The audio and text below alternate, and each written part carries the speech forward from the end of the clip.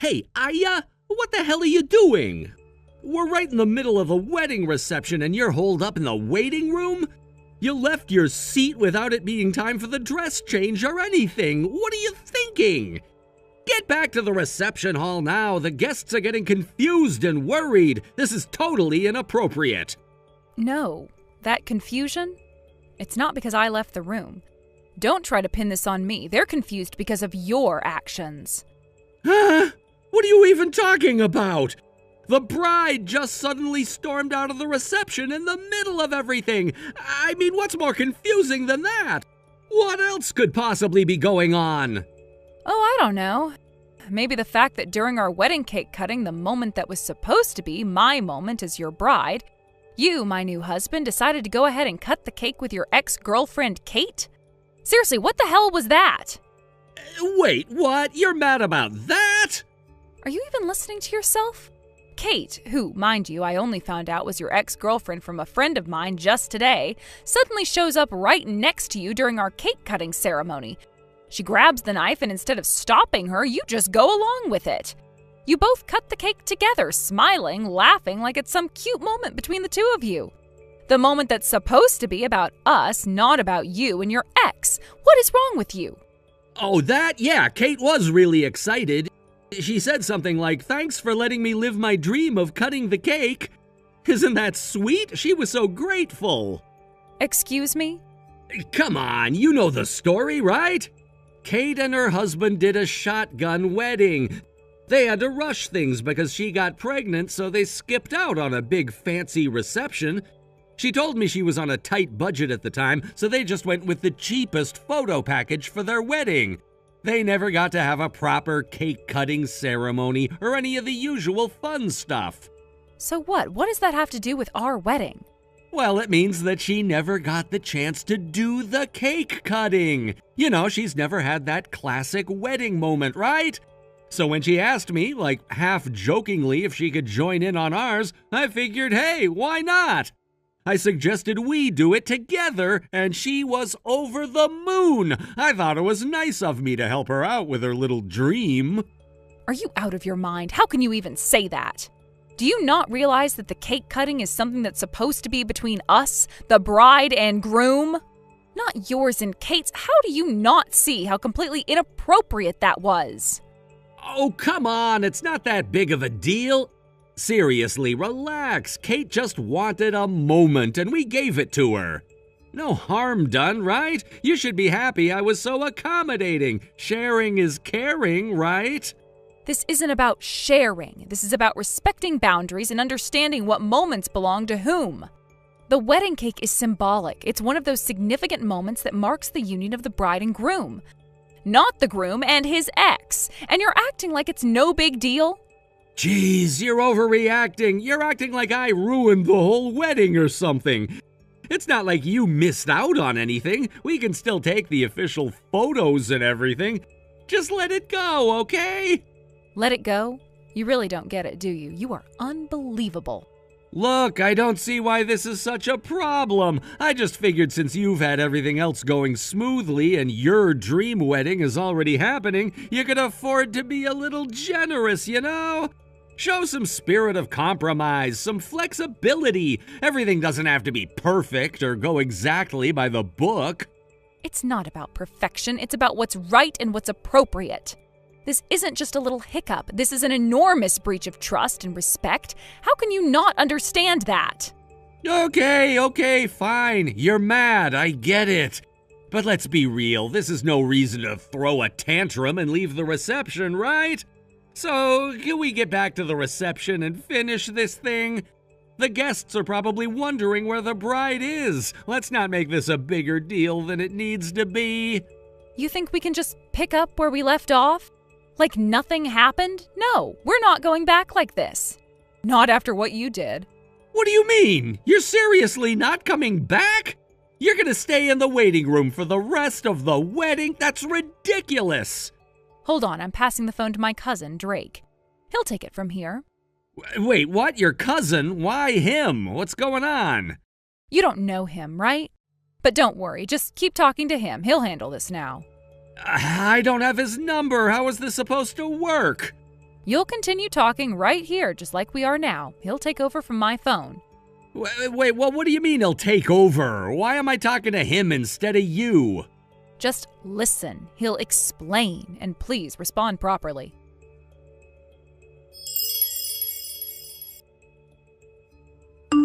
Nice to meet you, Brad. I'm Aya's cousin, Drake. Oh, hi. Nice to meet you. We don't really know each other, do we? That's correct. Today's wedding was supposed to be our first meeting, but, well, things turned out this way. I didn't expect to be speaking to you under such circumstances. What do you mean, things turned out this way? Look, I just switched up the cake-cutting partner for a moment, okay? I was just helping an old friend's dream come true, that's all. It's not like I did something crazy. Besides, it was Aya who invited Kate to the wedding in the first place. I don't see why everyone's acting like I did something wrong here. All I did was let an old friend join me for the cake cutting. That's it. You keep calling her an old friend, but let's be honest. It's your ex-girlfriend, isn't it? You're not fooling anyone by calling her something else. If you're so proud of what you did, why not just say it straight up? You only dance around the truth when you know deep down that you messed up. Changing the wording like that only makes you look guilty. No, that's not really... I've already seen the messages between you and Aya. She showed me the entire conversation, so there's no point in trying to downplay things now. I know exactly what went down. You knew what you were doing when you let Kate take part in the cake cutting. You knew it was inappropriate. What? Okay, maybe. I didn't think Aya would be that upset about it. But hey, what's with you anyway? Sure, you're her cousin or whatever, but that doesn't give you the right to interfere this much, does it? Why are you butting in like this? It's not your wedding. Aya's just making a big deal out of nothing. And what, now it's gonna turn into some kind of disaster? Look, I get that she's upset, but if Aya really wants her moment with the cake, I can fix this. We'll get a whole cake at the after party, and I'll cut it with her then. We can have another cake cutting. See? Problem solved, right? There's no need for all this drama. So you're just going to flip out now? I'm not flipping out. I'm pissed. I'm offering a solution here, aren't I? I'm trying to fix this. I'll be the one to apologize to the guests for the delay. I'll make sure everyone understands what happened, and we'll get another cake if that's what it takes. So why don't you tell Aya to just get over it already? It's not that big of a deal. So you're not planning to reflect on your actions at all, I see. Reflect on what? I haven't done anything that needs reflecting on. She's the one making it a big deal, not me. All I did was try to make an old friend's dream come true. It wasn't like I was trying to hurt anyone. Why does everything have to get blown out of proportion? This is ridiculous. I see. Well, if that's the attitude you're going to take, then I'm afraid this is the end for you two. Wait, what do you mean? I'm taking Aya with me. She's leaving. What? Leaving? What are you talking about? This is our wedding day. Why would she leave? It's been decided. The wedding is off. Both families have already agreed that it's best to call things off. We're not going to continue with the ceremony. Wait. What the hell are you talking about? The wedding is off? Why? We're already halfway through. What the hell is going on? Why would both families agree to that? Well, your actions today have made it pretty clear that you're not ready for marriage. Aya deserves someone who respects her and understands boundaries. What you did, cutting the cake with your ex-girlfriend instead of your bride, that's a level of disrespect no one should have to deal with on their wedding day. It's unacceptable. And on top of that, the way you've handled things since it happened has only made it worse. You're not showing any remorse. You're not even taking responsibility. I don't need to take responsibility because I didn't do anything wrong. How is cutting a cake such a big deal?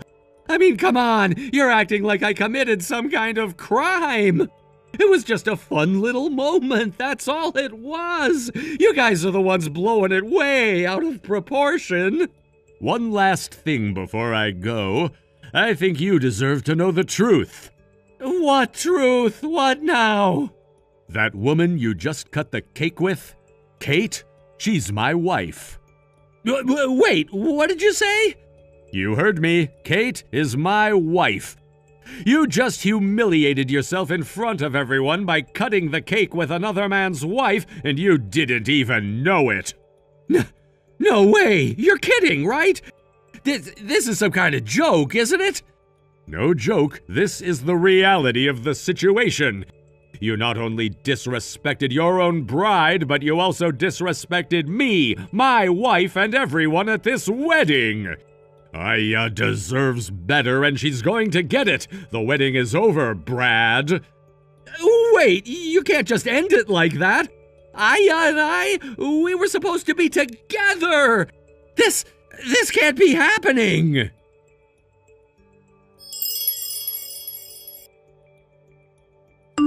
Hey, Aya, canceling the wedding is one thing, but breaking off the engagement entirely? And you've already hired a lawyer? Are you serious? Honestly, I'm starting to question if you're the one who isn't thinking clearly here. What?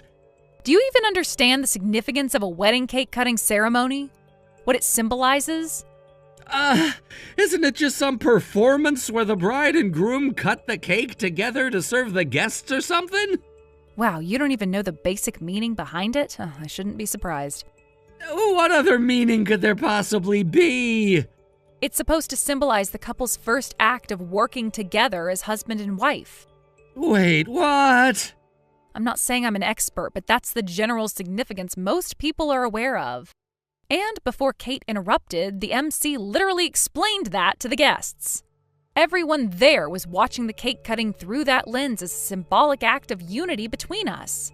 But instead of cutting the cake with me, your bride, you pushed me aside to do it with your ex-girlfriend with a smile on your face, no less. How do you think that made everyone feel? Wait, you're saying that everyone was seriously horrified by what I did? Horrified might even be an understatement, and that's not all. Do you realize that your ex-girlfriend Kate also happens to be my cousin's wife?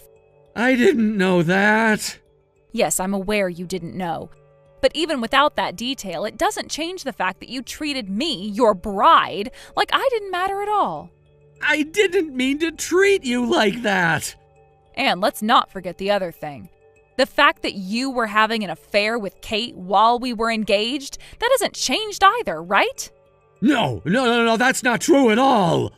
Drake hired a private investigator. He's been looking into things for a while. A private investigator? Yep, the final report came in 2 days after the wedding. Wait, what did it say? It confirmed that Kate's affair partner was her ex, Brad. You. No way. Kate broke things off with you because she got pregnant, and you, meanwhile, kept moving forward with me, just like she moved on with Drake. Sure, by the time the wedding happened, you two were no longer seeing each other, but it doesn't change the fact that while we were engaged, you were still involved with her. I can't believe this! They've really dug up all this stuff! There's one more thing, too. Kate is currently 20 weeks pregnant. And there's a growing suspicion that you might actually be the father of her child. What? That's a lie!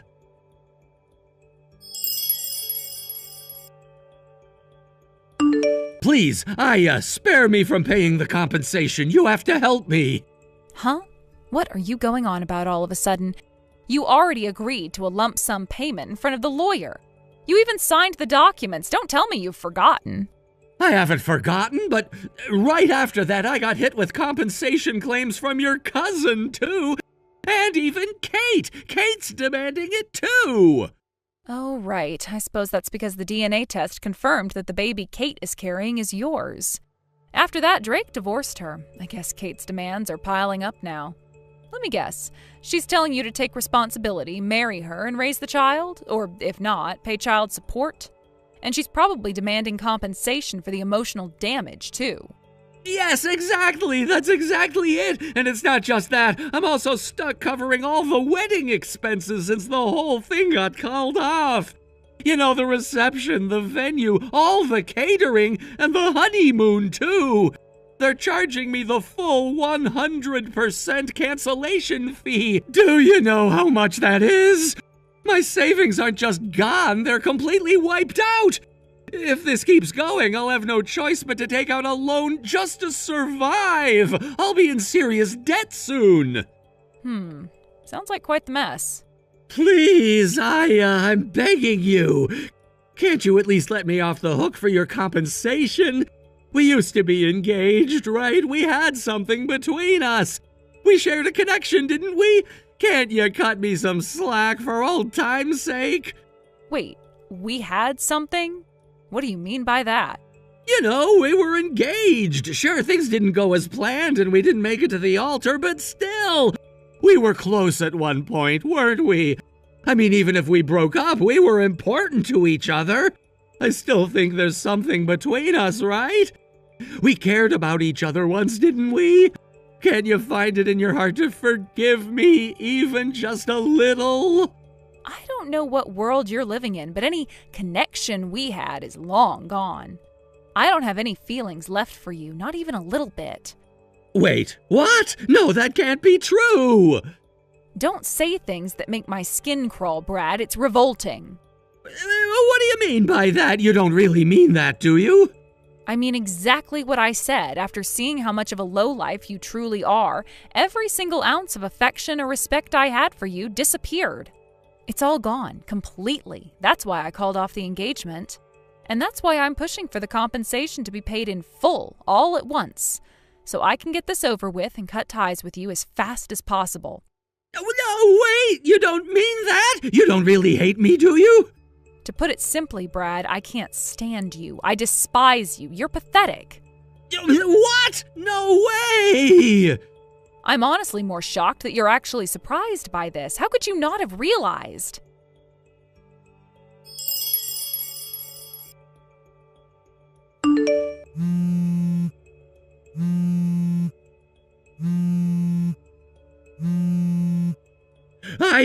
What's going on? Why did you move out? Excuse me? What are you talking about? I just came by your place, but I couldn't get in because of the new security system. Then I noticed your nameplate wasn't there anymore. I asked one of your neighbors and they told me you moved out a while ago. What the hell is going on? Oh, that. Yeah, I moved out about 2 weeks ago. Given everything that's happened, I figured it would be better to change my environment. Plus, my company was kind enough to offer me a transfer, so I took it. Transfer? You didn't even tell me anything about this. I didn't see the point in telling you. I was planning to move after the wedding anyway. Even without the transfer, moving out was inevitable. But now that we've broken off the engagement, this has nothing to do with you anymore. Nothing to do with me? Of course it has everything to do with me. I was planning to move in and live with you here. Huh? What are you talking about? I borrowed money from my parents and relatives to pay off all the compensation claims. But after that, I got kicked out of my parents' house for good. They told me I had to pay back all the money I borrowed as soon as possible. So I thought if I moved into your apartment where you were already paying rent, I could save a lot of money. So you're thinking you'd move in with me, stop paying rent elsewhere, and then use the saved up money to pay off your debts? Is that what you mean? Yes, exactly. You get it. And now can you please cancel the termination of the lease right away? I need this place. I guess I forgot to mention something earlier. That apartment, it's actually part of my company's housing program. The whole building is used as a dormitory for employees. What? A company dormitory? Yep. So technically it's not a regular apartment I was renting. When I got transferred, I vacated one of the dorm rooms for another employee to use. That's how it works. Can't you do something to help me out? There has to be a way, right? You're aware that if you're not an employee of my company, you can't live there, right? That's a basic rule. You're not one of our employees, so there's no way you can just stay there. Actually, I kind of left my job. You what? I had to quit. I mean, after that whole cake cutting disaster at the wedding with Kate, it became impossible for me to stay at work. I had invited my co-workers and even my boss to the wedding, so you can imagine how awkward it became. I felt so ashamed that I couldn't stay at that company anymore. Oh, is that so? I don't have a place to live now. Can't you help me find somewhere? Not my problem. What? This is getting annoying. I think I'll block you now. Goodbye. Daya, wait! Don't do this!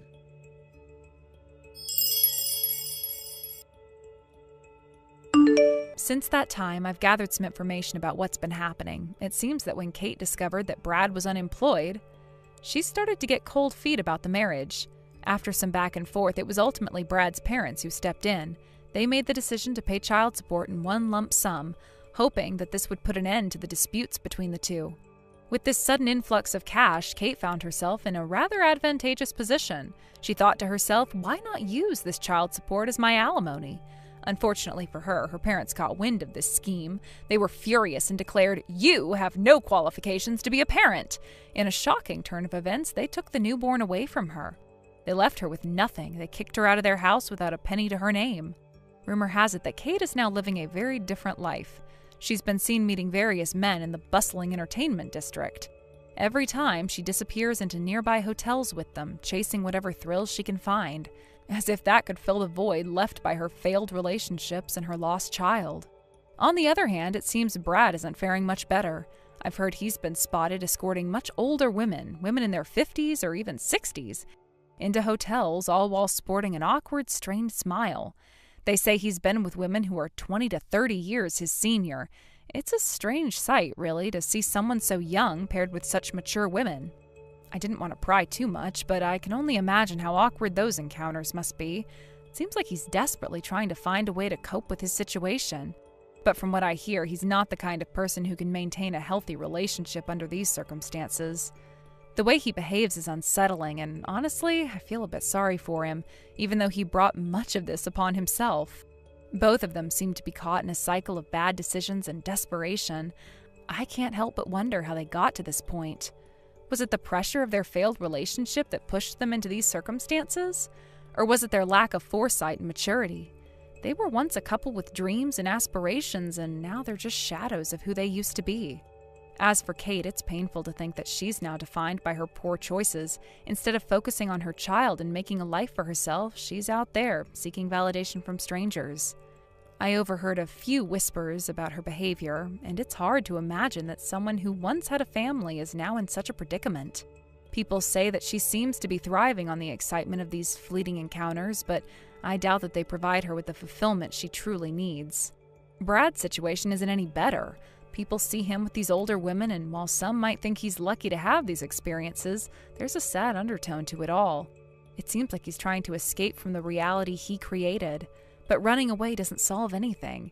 He appears lost and confused and is desperately searching for something to fill the void left by Kate and the life he could have had. They say that both of them are likely unable to establish any meaningful relationships moving forward. Each of them seems to be trapped in their own cycle of misery, running away from the past but never really confronting it. It's almost as if they're both living parallel lives, steeped in regret but too stubborn to admit their failures. As I reflect on their situations, I can't help but feel a mixture of pity and frustration. They had the opportunities to make better choices, but instead, they let their circumstances define them. They could have sought help or guidance, but chose to go down this destructive path instead. In the end, it looks like both Kate and Brad are on a downward spiral. They may not realize it yet, but they are playing out the tragic consequences of their decisions. Life has a way of teaching hard lessons, and I can only hope that, in time, they will come to understand the impact of their choices. It would be a shame if they continued down this path, forever trapped in the shadows of what could have been. Thank you for watching and listening. We hope you enjoyed the video. Don't forget to like this video and subscribe. Also, feel free to leave a comment about what you thought of the story. We look forward to seeing you at the next story. Tony? Hey, Tony, do you have a moment? I've tried to be mindful of the time difference before reaching out. Oh, Lydia. Hey, Lydia, you're good. This is actually a perfect time to chat. Your timing is spot on. Is that so? Great. Something on your mind? I was wondering when your next trip back to the US might be. Huh? I know your overseas assignment is supposed to be for a year, but you mentioned you might be able to make a short visit back, right? It's almost Easter over here, so I was thinking, how's that looking on your end? Do you have any holidays coming up around that time? Well, around Easter, we don't really have any extended holidays on this side. Oh, I see. I figured that might be the case. So in other words, you don't know exactly when you'll be able to come back at this point, right? Well, yeah, but the work environment here is pretty flexible, and it's easier for me to take long vacations if I need to. When the time comes, I'll definitely let you know ahead of time. So if I don't hear from you beforehand, I should assume you're not coming back for a visit anytime soon, right? Why so sudden? Huh? It's been about 6 months since I moved overseas for work, and this is the first time you've asked me something like that. Oh, no, it's nothing. I didn't mean anything deep by it. Really? Yeah, I have something I need to take care of, so I'll catch you later. Wait, how's Mia doing? Oh, she's doing great, really, but I've got to run, so talk soon. Okay.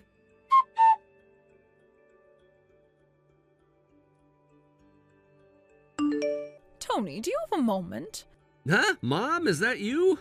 I wasn't sure about the time difference over there, so I thought I'd just try texting. At this time, it's no problem at all. Oh, that's good to hear. Well, I'll just continue then. Yeah, what's going on? So earlier today, Mia came over to my house. What? Mia came over? Yes, she walked over all by herself. It seems it rained on her the way here. She must have found some shelter from the rain, but I don't think she could avoid stepping into puddles. By the time she reached my place, her shoes and socks were completely soaked. Wait, hold on a second. From my house to yours, that's over 3 miles, right? You're telling me that a 5-year-old girl walked that entire distance in the rain, no less? Sure, the route is pretty straightforward once you hit the main road, just a straight shot from there, but still, what on earth happened? And where the hell is Lydia in all this? She usually works part-time during the weekdays, right? On Sundays, she should be at home. At least that's the assumption. There's no way Mia's mother, Lydia, hasn't realized her own daughter's gone missing from the house, right? I thought the same thing, so I tried calling Lydia's cell phone, but either it's turned off or something, because I couldn't get through at all. I even tried calling your landline, but no one picked up there either. Is that so? Did you try contacting Lydia's parents' house? Not yet. I didn't want to make a big fuss about it without having more information. I thought it would be best to talk to you first, since you're Mia's father. I see. Got it. Did Mia herself say anything about what happened? Well, here's the thing. She keeps saying, I'm not supposed to tell. Mama told me not to, and she's been crying the whole time. I tried calming her down with some warm milk, but she fell asleep right after that, so I haven't been able to get any more out of her. I see. In that case, it's probably best not to press her for more right now. Thanks for taking care of her, by the way.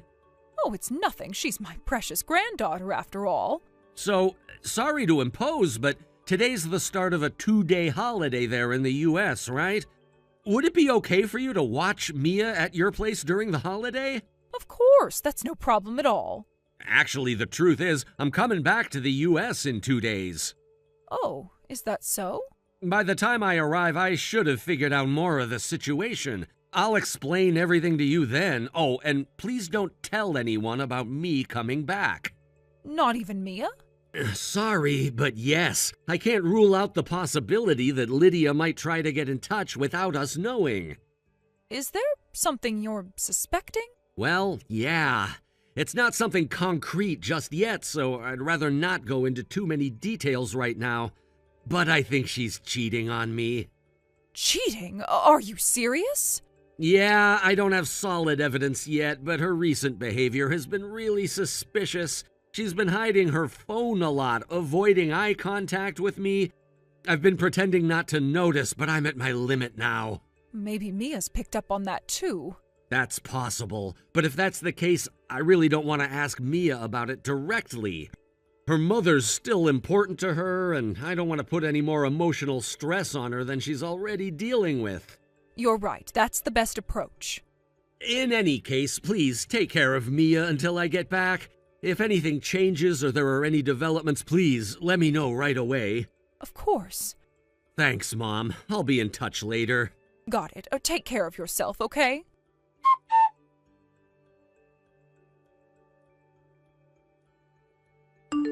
Lydia, do you have a moment? Oh, Tony, is that you? I don't really have anything urgent to discuss, but I had some free time, so I thought I'd check in and see how you're doing. Are you doing well? Yes, I'm doing great. Mia and I are having a lot of fun together. That's good to hear. How about you? How's life overseas treating you? I remember you mentioning that there was a famous tourist spot nearby. Have you had a chance to visit it yet? Not yet. This first year of my assignment, I really need to focus on settling in and getting used to the new environment, so it's been a bit challenging to find the time. I see. So what are you up to right now? Huh? Right now? I was just watching TV with Mia. Oh, I see. You're spending time with Mia then. Oh, I can't believe I almost forgot. I need to go shopping. Mia requested soup for dinner, but I realized we don't have the essential eggs. So dinner is Mia's request, huh? Yes, anyway, I've got to run. Talk to you later. Sure, take care. Talk soon.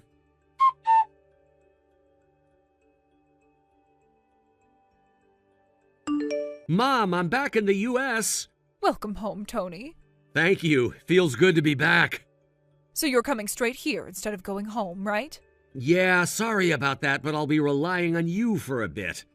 By the way, Mia has been with you this whole time, right? Yes, she has.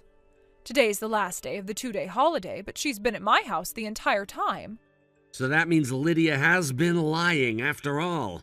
I texted her earlier asking how's Mia, and she replied that they're spending time together at home.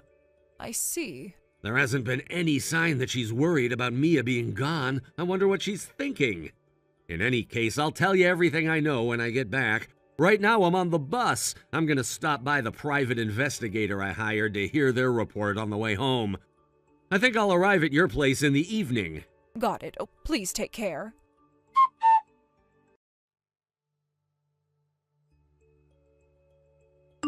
Daddy? Dad? Wait, Dad? This is a message from Lydia. Daddy! It's Mia! Mia! Listen, Dad.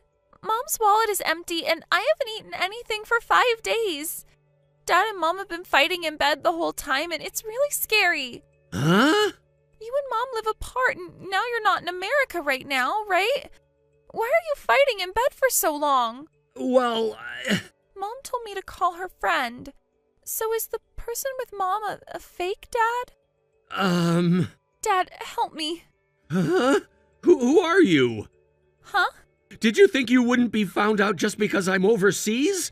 You might think you're fooling me with this nonsense as a 5-year-old, but don't underestimate me. Dad? You see, the real Mia is here with me right now. What? So who are you? Well, I guess I don't need to ask. You're Lydia, aren't you? No, it's not. You're sending messages pretending to be my daughter from your own phone, aren't you? Huh? What? By the way, you said Mia is with you? I didn't mention it, but I'm back in the U.S. temporarily. What? The message I received yesterday was just after I arrived back home. Why did you come back? What about work? I have a meeting at the headquarters after the holiday. I thought I'd take advantage of this temporary return to expose your affair. What? Ideally, I want to get you to sign the divorce papers and move towards claiming alimony. Wait, why? Mia finally told me that she was told to call some strange man Dad. When she refused, they kicked her out of the house, telling her to go to Grandma's and not come back during the holiday. Grandma's place? Did you think she would go to your mother's house? Unfortunately, Mia showed up at my mother's house.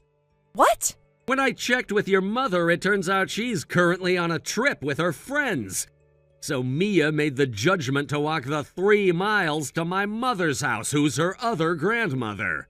Wait, how do you know all of this? Why do you know about Mia's whereabouts and your affair when you just got back? Why would I not know? Because... That area is my hometown, you know. I have friends, relatives, and neighbors I've known since my parents' generation. Do you have any idea how many people I know? Huh? But isn't your family home? Are you misunderstanding something?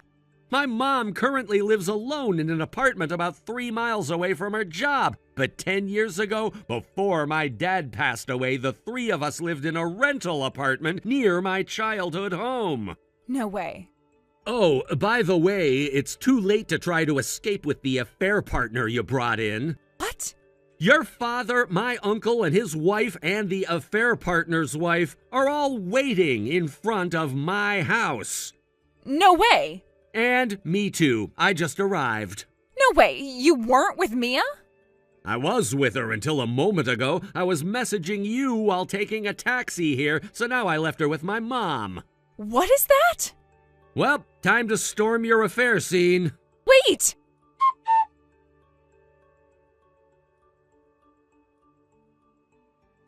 I don't want custody. Huh? I'll give you Mia's custody. Seriously? You're being so nonchalant about it, especially after how panicked you were yesterday when they barged in on you. Well, of course I was shocked. I mean, they launched such a surprise attack. But nothing really happened, right? You're acting like it was some huge disaster. Sure, whatever. So you're saying I can take custody of Mia? Yeah, I don't want it, so you can have it. You probably figured out that I was pretending to be a disinterested mother so I could give up custody for the sake of remarrying him, right? Yeah, I figured that out. Otherwise, you wouldn't have gone through the trouble of pretending to be Mia and sending those messages that made it sound like Mom is terrible. That was quite a bold move you pulled, I have to admit. This was actually my mom's idea, you know? She really pushed me to do it. Ah, so you and your mom are in cahoots. That makes sense. Exactly. Since my affair partner has a high income, we're working under the assumption that he will be covering the alimony and child support, right? It's all planned out. He's the son of a company president, and he himself is one of the executives. His annual income is around $200,000. Can you believe that? Wow, that's impressive. But wait, can I just ask something? Hold on a second. Oh, you're jealous, aren't you? That's what this is about? Just to clarify, the company president is actually your partner's father-in-law. Huh? What do you mean? Since he's a son-in-law, it's pretty much guaranteed that once his infidelity is exposed, he'll be divorced and kicked out. I heard that talks are already underway to have him removed from his position as an executive. It sounds like he'll have a tough time remaining with the company after all this. Wait, what? You're joking, right? No, I'm serious. They're probably gonna kick him out. The moment his wife finds out, she's not gonna keep him around. Well, in any case, we already put it in writing that he'll pay the alimony and child support in a lump sum. And he's already made that lump sum payment, so we're good there. Hold on a minute. What if he decides to back out? I'm not interested in agreeing to either installment payments or a reduction. He has to stick to the original plan. Tony, wait. That's going to be a problem for me if he changes his mind. Well, it's not going to be a problem for me, so I'm fine with it. I'll be okay regardless of what he decides to do. I still prefer not to go through with the divorce. Is there any way we can avoid that? No way in hell. You're making this harder than it needs to be. Seriously? You're just going to leave me hanging like this? From now on, communicate through your lawyer. I don't want to deal with this directly anymore. It's not worth the hassle. See ya. What am I going to do? I don't have any money right now. This is such a mess. I thought things would be different. I thought I could manage the situation, but now it feels like it's spiraling out of control. Maybe if you hadn't made those choices, we wouldn't be in this situation right now. You have to think about the consequences of your actions. Consequences? It's not like I wanted things to turn out this way. You think I planned for my life to become a total disaster? I'm just trying to figure out how to keep my head above water. You should have thought about that before getting involved in all this. It's not just about you anymore. Mia's future is on the line, and we need to think about what's best for her. Right, of course, Mia. But how do I take care of her if I'm broke? I can't just wave a magic wand and fix everything. And that's why you told me to take full custody, right? Maybe it's time to start taking responsibility for your decisions. You need to figure this out on your own.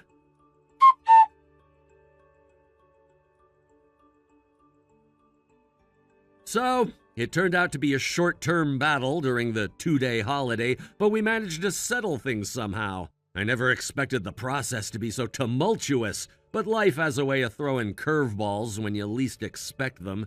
In the end, a surprising misunderstanding came to light, but since I have the divorce papers here, it's really none of my concern now. I hurriedly submitted them to the city office. It felt oddly liberating. A weight lifted off my shoulders even amidst the chaos.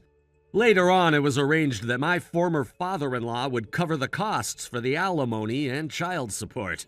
This was a relief because the financial burden could have been overwhelming otherwise.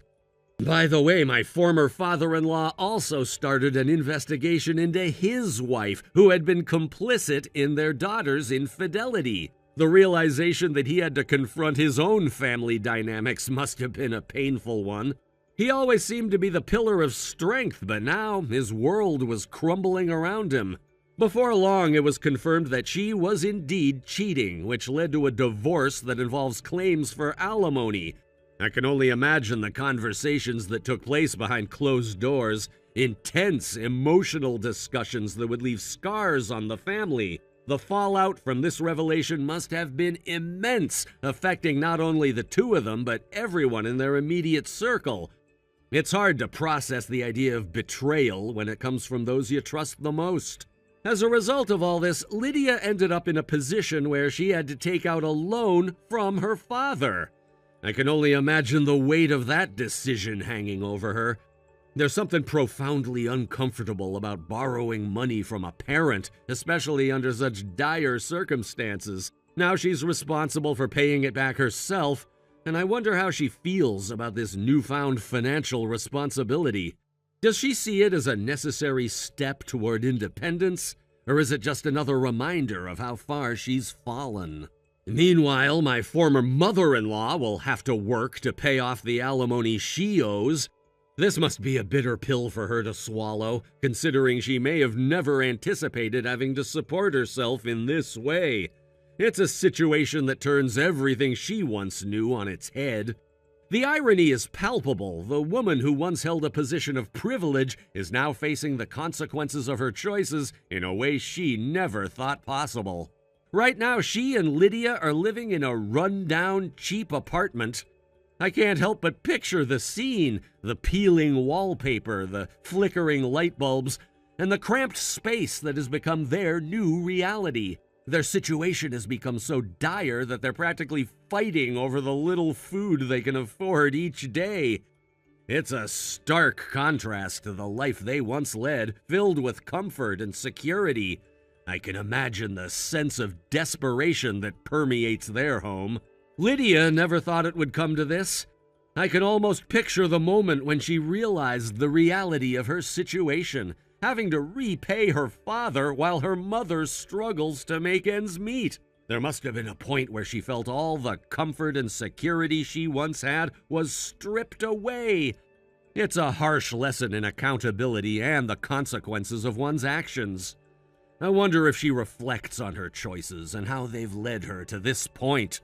When I think about it, Lydia was always a bit naive. She seemed to believe that life would always go her way, that her charm and beauty could get her through any hardship.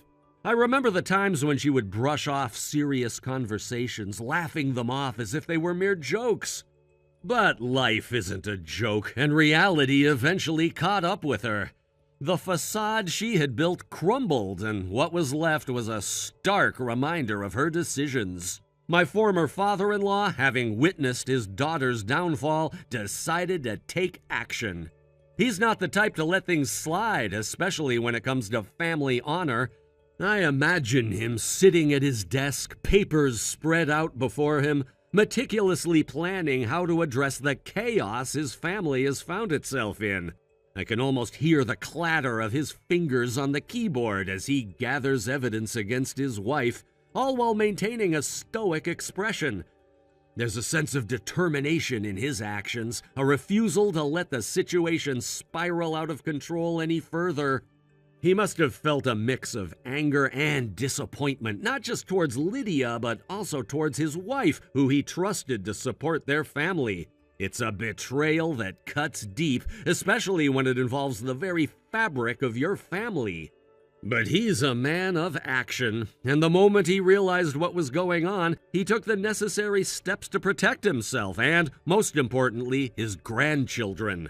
I can only imagine the conversations he had with trusted friends as he sought advice on how to proceed.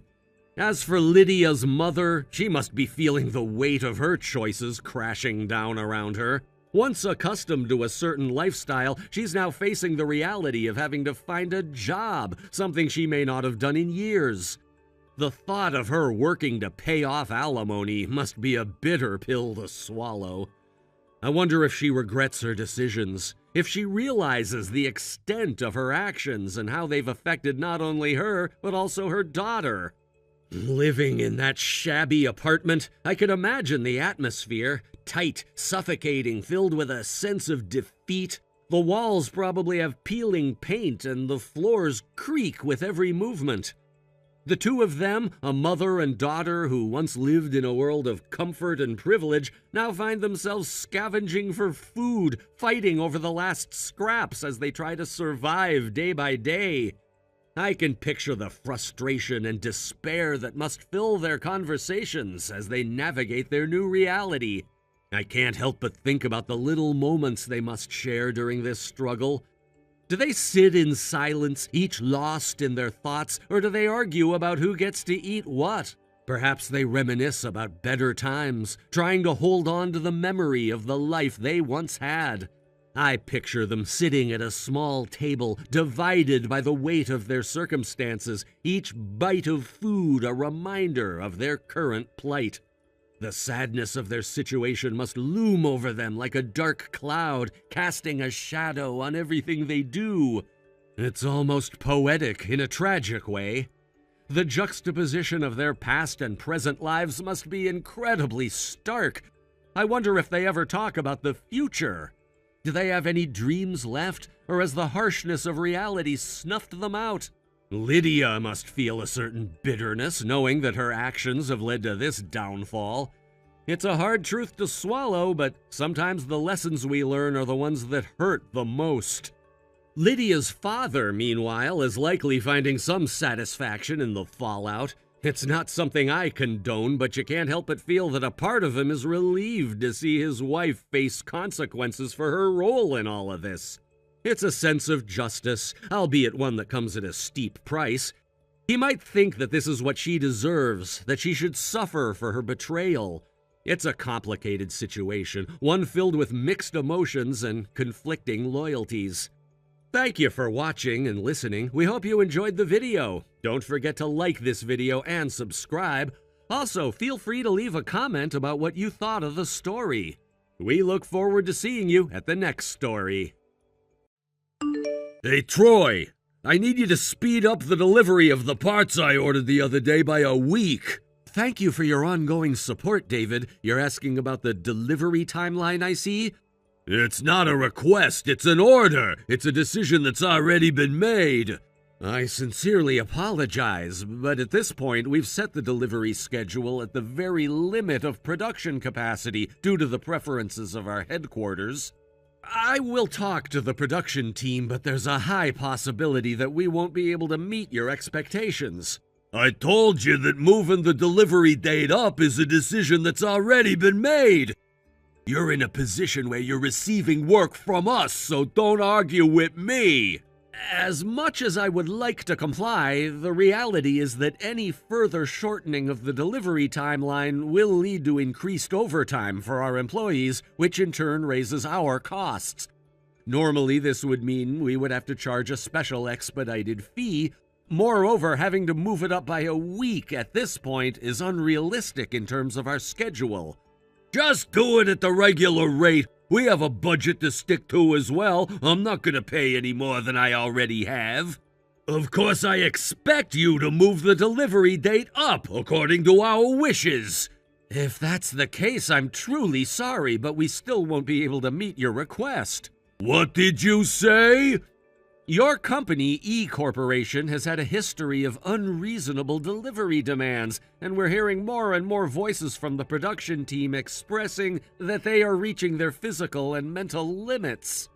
As for pricing, we've already driven it down to the very edge, and to be frank, the current situation is far from what we would consider a fair price.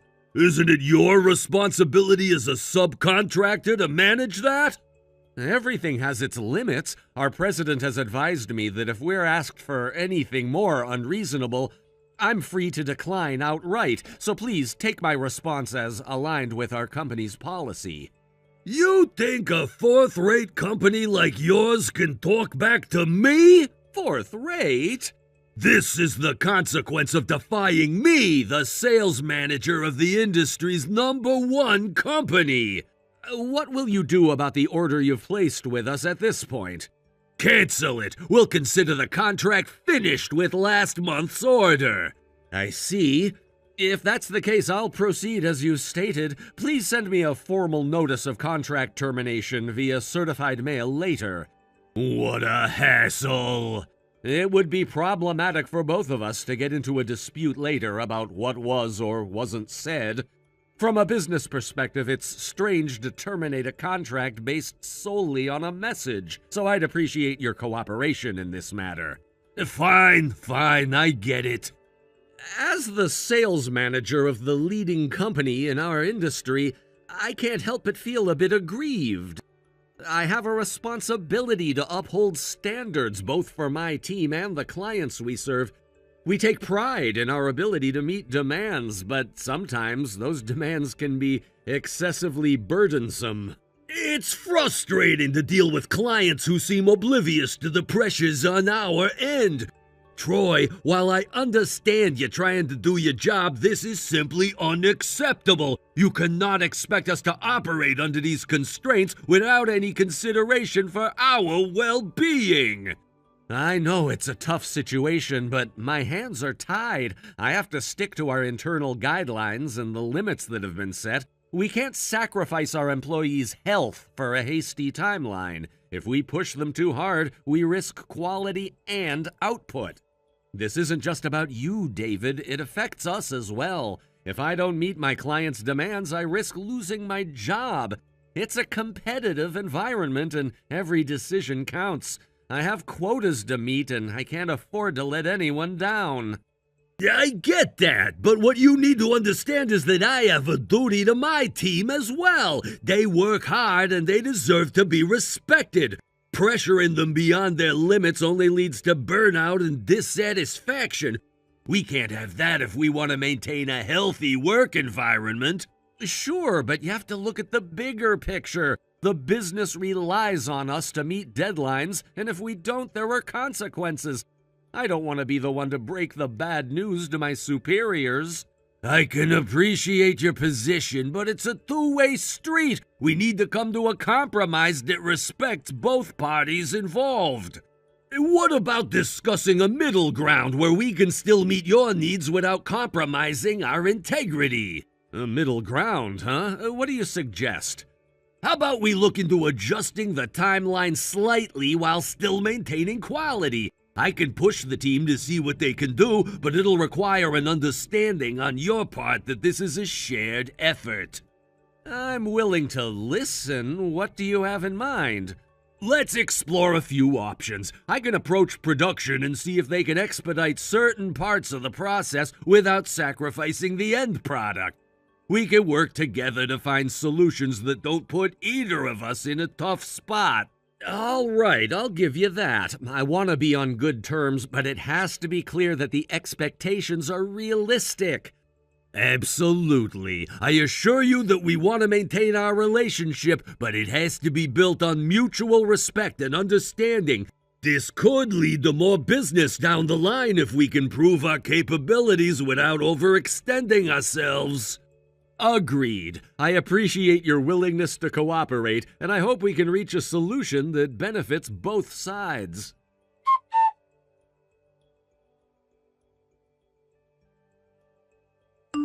Hello, Sam. I hope you're doing well. I understand that you're currently on the bus, so I apologize for reaching out via message at this time. Thank you for your message, Troy. I appreciate your consideration. I'm writing to inform you that the prototype of the new part you requested has been completed, and I'd like to ask for your confirmation on it. Wow, it's already done? That was impressively quick. You finished it a week earlier than scheduled. Thank you very much. I believe a significant factor in this speedy completion is that the part you requested follows standard specifications. Fortunately, we had a similar case on file that we could refer to, which helped us streamline the process and create the prototype efficiently. Are you perhaps referring to the situation with E Corporation? Oh, I'm sorry, I didn't mean to bring that up abruptly. No worries, I understand that this is a more casual topic.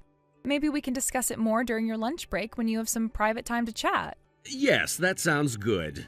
Regarding the prototype, I'll consult with my supervisor and then get back to you with a date for when I can visit your office to discuss everything in detail. Understood. I look forward to hearing from you. For now, I'll let you go. Thank you for your attention to this matter, and I appreciate your help. Thank you. I appreciate your understanding. Talk to you soon.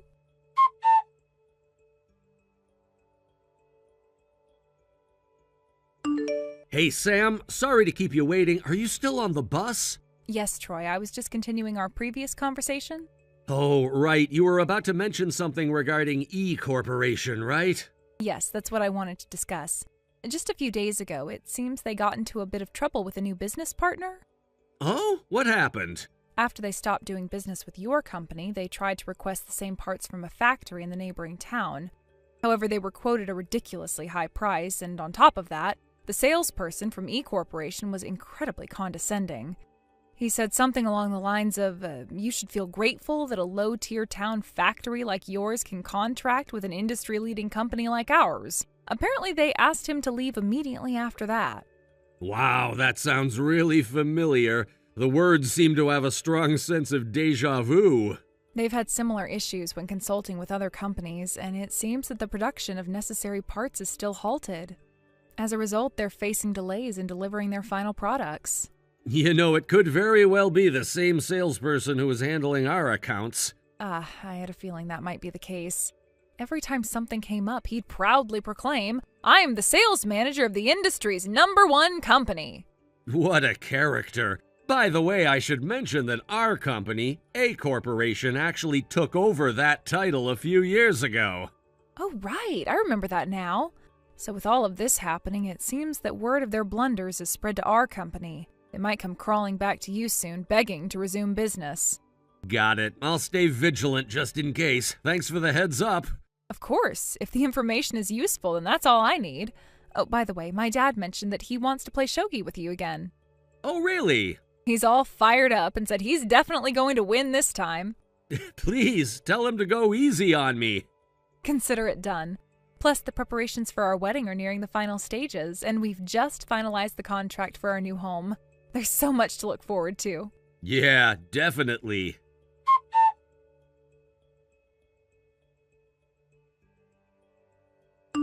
Hey, Troy! Long time no see, David. I need to discuss some changes to our transaction details. It's a holiday today, you know. Just listen! The parts scheduled for delivery were supposed to be just the ones from the contract we had 2 months ago, but I've decided that we're going to continue our business relationship after all. As I recall, you placed an order for 1 month's worth of parts at the time the contract was terminated, so I want those delivered based on that order. However, the president has ordered that this already ordered batch of parts must be delivered now. As a special consideration, I'm gonna give you a slightly adjusted price just for this month. What is it? I'm in a hurry. We've terminated our business relationship with E Corporation, so unless we sign a new contract and place a new order, we can't accommodate your delivery request. Hey, I told you, it's a presidential order. The president you're referring to is not our company's president. This is an order from the #1 company in the industry, allowing you low-tier companies to resume transactions with us. What choice do you have to refuse? We only have the option to refuse, actually. What did you say? Hey, Troy, are you seriously saying that? You know that if we stop doing business with you, your sales will plummet, right? Do you understand that this could lead to a critical situation for your company, potentially even bankruptcy? That's not a problem at all. In fact, we began our business relationship with A Corporation, the real number one in the industry, 2 years ago. Huh? A Corporation? That's our rival company. That's right. We're working with that rival at 5 times the price, so restarting our contract with you at the previous price is, frankly, impossible due to our commitments with other clients. Wait, 5 times? Isn't that just outrageous? I can only share what I can, but the costs for the new parts we're getting from A Corporation are almost the same as the ones we use to supply to you. And yet you say it's 5 times? Let me clarify. In general terms, this 5 times is actually the fair market price. Could it be that you're not getting any takers anywhere else because... Yes, indeed. I want to make this clear. The issue has been your unreasonable pricing strategy, and I think you need to acknowledge that. Also, I believe your arrogant attitude has been a significant problem. That's just not right! Given that I've made promises to the president, I need to have our transactions resume at the original price. Otherwise, I'll be in a tight spot. That's impossible. Come on, can't you make this work somehow? Impossible. Please, I'm begging you, work with me here. Impossible. Troy, come on, we have a history, don't we? I don't know what kind of history you think we have, but it's impossible. Troy! It's impossible. I'm preparing to go out for a late movie with my fiance, so I'll take my leave now. Huh? Your fiance? Yes, it's someone from one of our client companies. During our work together, we developed a romantic relationship. You're not trying to brag about that, are you? Right now, your priority should be me, not your fiancé. Of course, my fiancé takes precedence. What? Well, then, I must take my leave. Troy!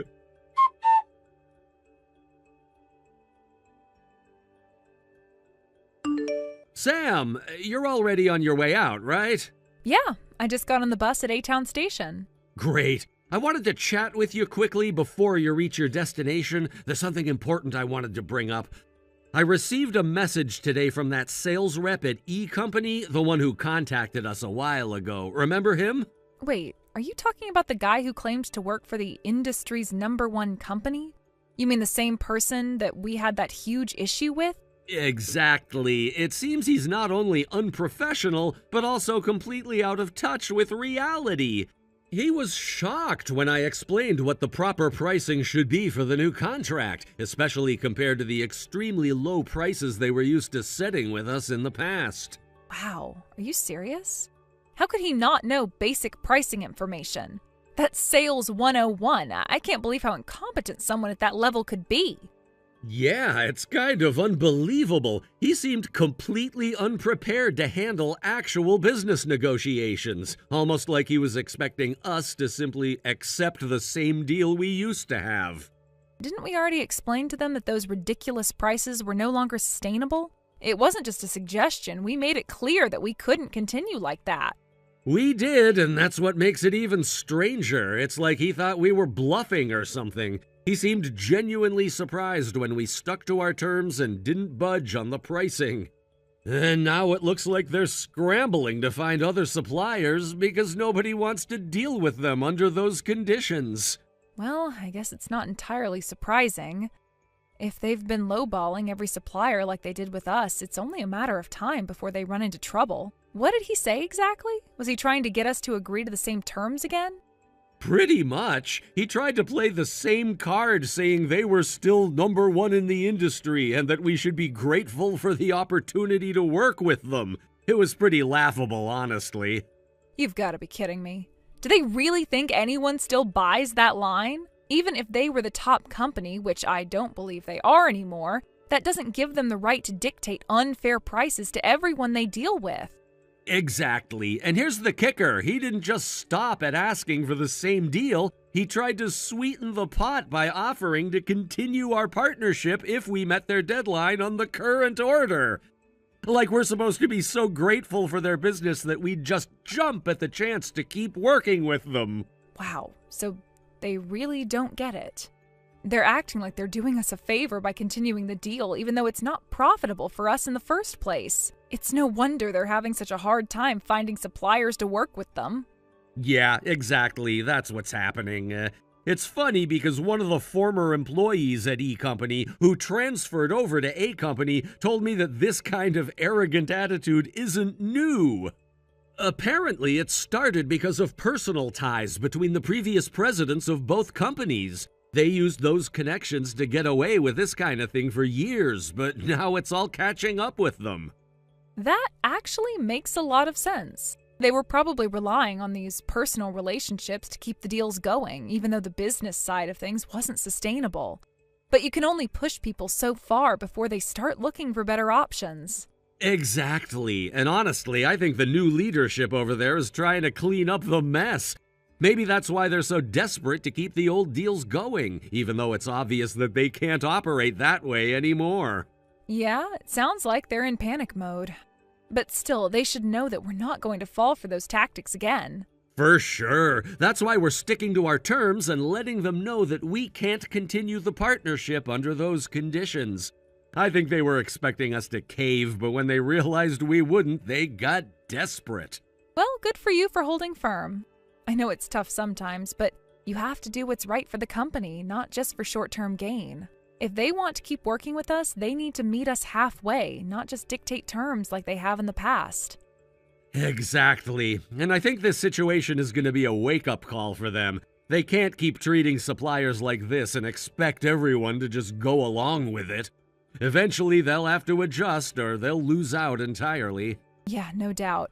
It'll be interesting to see how they respond when they realize they can't find anyone else willing to work with them under those conditions.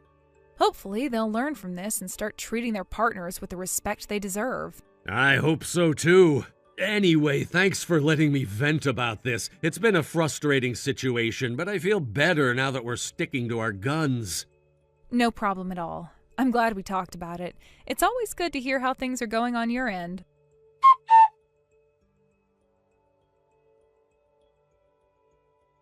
In the end, E Corporation was unable to secure a new business partner to replace our company. As a result, they faced significant challenges, particularly in delivering their products on time. The inability to meet their obligations meant that deadlines were missed, and the consequences of that failure were severe for the entire company. David, who was the primary contact for this issue, was held responsible for the fallout. Due to this failure, he faced not only a demotion but also a salary reduction. It was a harsh punishment, and he was effectively sidelined from his previous role in what could be described as a triple whammy: demotion, decreased pay, and a transfer to a less desirable position. This was undoubtedly a significant blow to his career and reputation. The president of E Corporation, realizing the gravity of the situation, also stepped forward to apologize. He took responsibility for the company's delay in understanding and addressing the issues that had arisen. As the head of the company, it was his duty to ensure everything ran smoothly, and he acknowledged that they had fallen short in this instance. His public acknowledgement of the failure was meant to reassure both employees and clients that they were aware of the problems and were committed to resolving them. Despite the setbacks, E Corporation is still a reasonably large and well-established company. Thankfully, they managed to avoid a crisis that could have spiraled into bankruptcy. The situation could have been much worse, potentially leading to layoffs and financial ruin for many employees. Fortunately, it appears that no one ended up in dire straits as a result of this particular incident, which was a relief for the employees who relied on their jobs to support their families. However, about a month after the initial incident, new developments emerged.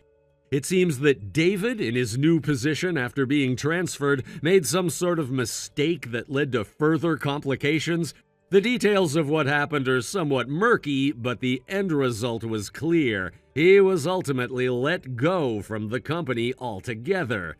This termination not only ended his employment, but also had a lasting impact on his career trajectory. Now, David is in a precarious situation. He appears to be holed up alone in his apartment, unemployed, and likely feeling the weight of his circumstances. The transition from a relatively stable career to this position of uncertainty has undoubtedly taken a toll on him. Given that he's probably behind on rent payments, it's likely just a matter of time before he faces eviction. The combination of his job loss and financial troubles has put him in a difficult position, leaving him to navigate the challenges of unemployment and potential homelessness. Thank you for watching and listening. We hope you enjoyed the video. Don't forget to like this video and subscribe. Also, feel free to leave a comment about what you thought of the story. We look forward to seeing you at the next story. Thank you for watching. Please subscribe and hit the like button. See you next time.